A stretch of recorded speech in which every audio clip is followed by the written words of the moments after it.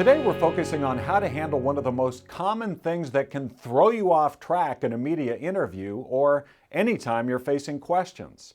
It's when a reporter doesn't even ask a question but makes a statement, usually involving something negative, hoping that you'll make a direct comment.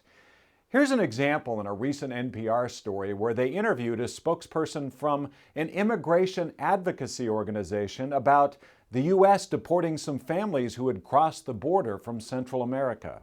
What they found instead was detention, police state, borderline tyranny, in some respects the exact same treatment that they were fleeing from.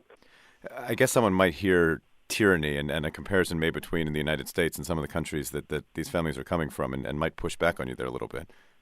I think that, I'm not trying to throw that gauntlet out there. I mean, No, I understand. I think our listeners will find it very, very valuable to hear you kind of flesh this out. When host David Green made the statement, someone might hear tyranny and might push back on you a little bit. Now that really rattled the spokesperson and created an awkward moment. This is one of the common things reporters do to add conflict to their stories. They are trained to seek conflict.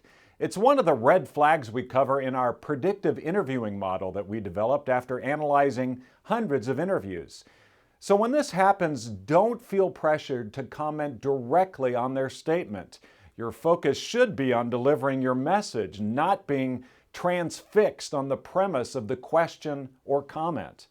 The spokesperson could have transitioned out of that moment that put him on the spot by using a bridging phrase like, well, what's important is that these families have legal representation to present an asylum case before a U.S. immigration judge.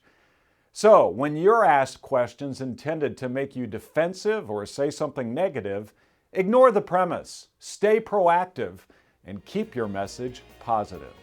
Thanks for watching.